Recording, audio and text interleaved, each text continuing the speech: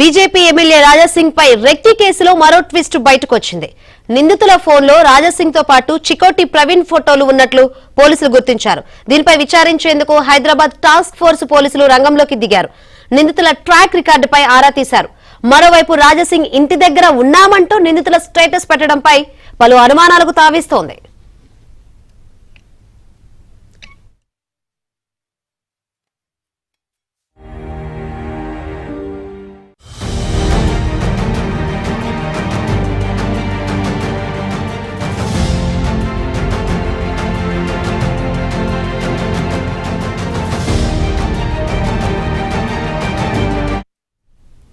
BJP MLA Raja Singh పై recce కేసులో మరో twist బయటకు వచ్చింది. నిందితుల ఫోన్లో రాజాసింగ్ తో పాటు ఇటు చికోటి ప్రవీణ్ ఫోటోలు కూడా ఉన్నట్లు పోలీసులు గుర్తించారు. దీనిపై విచారించేందుకు హైదరాబాద్ టాస్క్ ఫోర్స్ పోలీసులు ఇప్పటికే రంగంలో దిగారు. ఇక నిందితుల ట్రాక్ రికార్డుపై కూడా ఆరా తీస్తున్నారు. మరోవైపు రాజాసింగ్ ఇంటి దగ్గర ఉన్నామంటూ నిందితులు స్టేటస్ పెట్టడంపై పలు అనుమానాలకైతే తావిస్తుంది. ఇక మరిన్ని వివరాలు అందించేందుకు మా ప్రతినిధి ప్రవీణ్ సిద్ధంగా ఉన్నారు. ప్రవీణ్, బీజేపీ ఎమ్మెల్యే రాజాసింగ్ పై రెక్కి కేసులో మరో ట్విస్ట్ బయటకు వచ్చినట్టు తెలుస్తుంది. పోలీసులు ఏ యాంగిల్లో విచారిస్తున్నారు, ఏంటి అప్డేట్స్?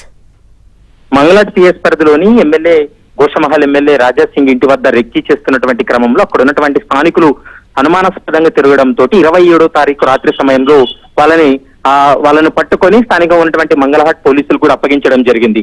అయితే వాళ్ళ ఫోన్లన్నీ కూడా చూసినటువంటి సమయంలో అందులో రాజాసింగ్ ఫోటోలతో పాటు చికోటి ప్రవీణ్, బీజేపీ నేత చికోటి ప్రవీణ్ యొక్క ఫోటోలు కూడా గుర్తించడం జరిగింది.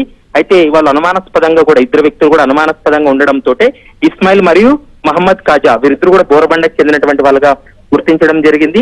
అయితే వీళ్ళు ఎందుకు రాజాసింగ్ ఇంటి వద్దకు వచ్చారనేటువంటి అంశానికి సంబంధించి వాళ్ళు రకరకాలుగా చెప్తున్నారు. వాటికి సంబంధించి కూడా పోలీసులు పూర్తి స్థాయిలో ఆరా తీస్తున్నారు. మరోవైపు టాస్క్ ఫోర్స్ పోలీసులు కూడా పూర్తి స్థాయిలో విచారణ కొనసాగిస్తున్నారు. గతంలో వీళ్ళ ట్రాక్ రికార్డును సైతం కూడా పరిశీలిస్తున్నటువంటి పరిస్థితి.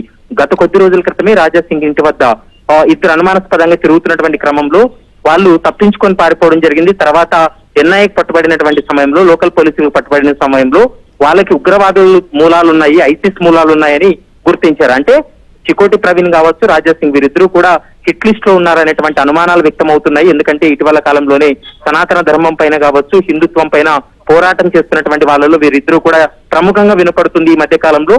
సో దీనివల్ల వీళ్ళిద్దరికీ కూడా ఏమైనా థ్రెట్ ఉందా, ఒక వర్గానికి సంబంధించినటువంటి యువకులు అక్కడ అనుమానాస్పదంగా తిరగడం, రెక్కి చేయడం ఇవన్నీ కూడా వెలుగులోకి రావడంతో కొంత అనుమానం వ్యక్తమవుతుంది. వాటిపైన పూర్తి స్థాయిలో దర్యాప్తు కొనసాగిస్తున్నారు. వాళ్ళ ఫోన్లో అయితే మాత్రం చికోటి ప్రవీణ్ తో పాటు ఎమ్మెల్యే రాజాసింగ్ ఫోటోలు కూడా ఉండడంతో కొంత కలకలం రేగిందని చెప్పుకోవచ్చు. అయితే వాళ్ళని అడిగినటువంటి సమయంలో వాళ్ళకి మేము అభిమానులని చెప్తున్నారు, కానీ అందులో వాస్తవం లేదనేది పోలీసులు చెప్తున్నటువంటి మాట.